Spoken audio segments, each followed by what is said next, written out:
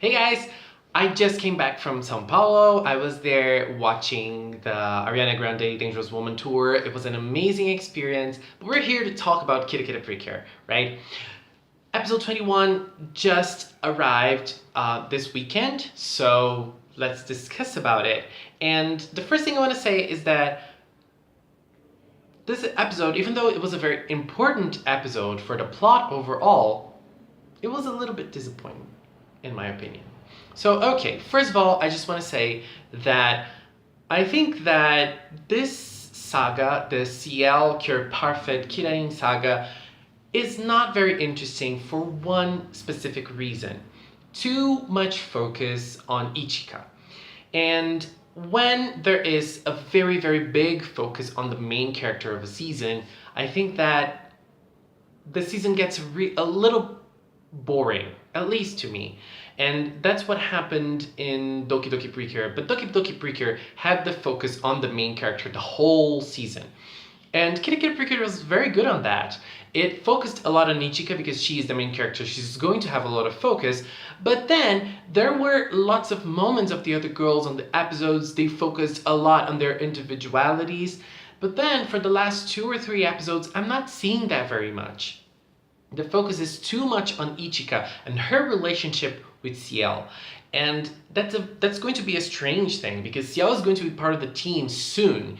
And she's not, she doesn't have any relationship with the other girls. So we need to see that. We need more about that. And we need to see more of the dynamics and the relationships between the 4 girls and Ciel. But not the 4 girls as a group, but as individuals. You know, so I hope that we'll get there soon. I'm not sure, but that's what I'm waiting for. So yes, this episode was very important because we had a moment, a very important moment, and I was like, why were they waiting so long for this? And I have no idea why Shoto-sama was waiting so long to at least try to reunite the fairies. But okay, I'm not gonna question that.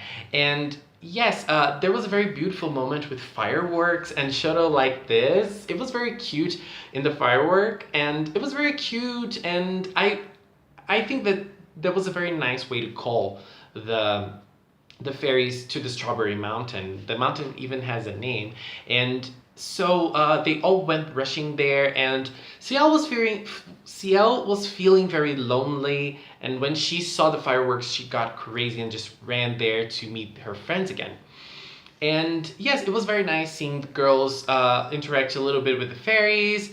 Obviously, there was a line for Yukari to pet the fairies. That was one of the nicest things about this episode, even though it was just a moment.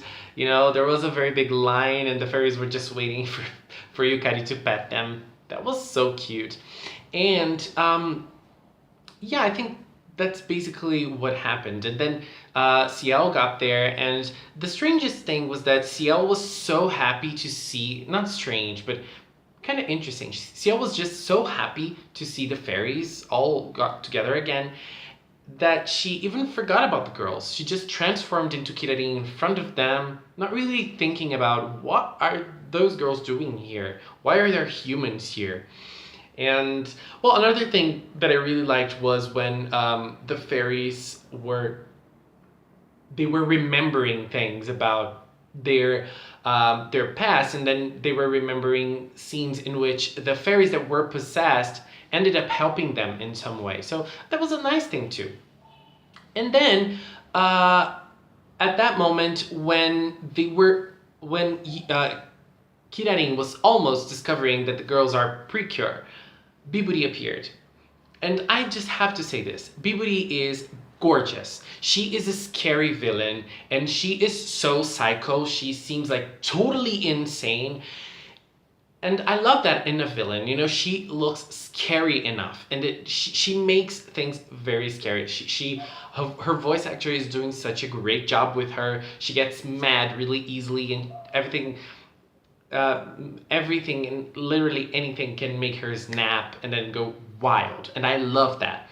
And I loved how she poured more power into this monster, into the monster this week, and then the girls had to use their powers. All of them had to use their powers. That was a nice thing as well. I just thought, okay, here we go again with the Ichika thing, and then Cure Whip only using her power being enough. No, all of them had to work together to defeat the monster, and that was also great. And even though I'm complaining about the main character thing, I love that Precure has group attacks, because if we're talking about a 90s Mahou Shoujo anime, the main character would be able to defeat the monster by herself, and thankfully that's not the case in Precure.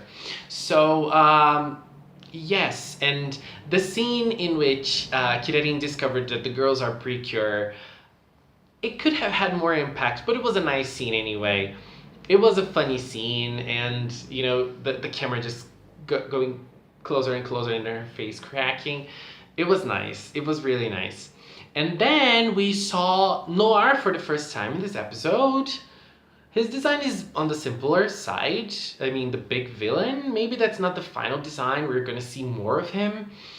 And we saw Giulio again, and Giulio is plotting something. What happened?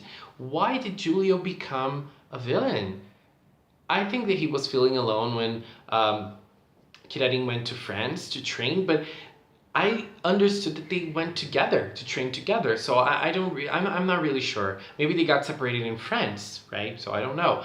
And there was a very interesting thing as well. Another interesting thing about this episode, Kirarin learned how to become human, so she became Ciel, right? So maybe Pecorin can have a human form in the future? I hope so. I love Pecorin so much. It would be a nice thing, right? Shoro-sama can become human, even though it's like only an avatar form, because it's not really human. Ciel can become human, Giulio can become human, so maybe Pecorin as well. So let's wait for that. Guys, I think that's all I wanted to say about this episode. Next week is going to be very important. It's our introduction to Cure Parfait. Cure Parfait is going to appear only in episode 23, I think, but next week is good. We're gonna have a very, very intense episode, a Giulio showdown between Giulio and the Precure, and then they're probably going to discover that Giulio is actually Kirarin's brother. Oh my god, I am really, really excited to see that. I'm very, very curious to see everything in the next episode. And I hope that the Ichika focus thing gets drifted a little bit, and then we can have the amazing season that we've been having back again. Thank you so much for watching. Leave a comment with your opinions on this episode. Let's discuss it. And until next time, bye bye.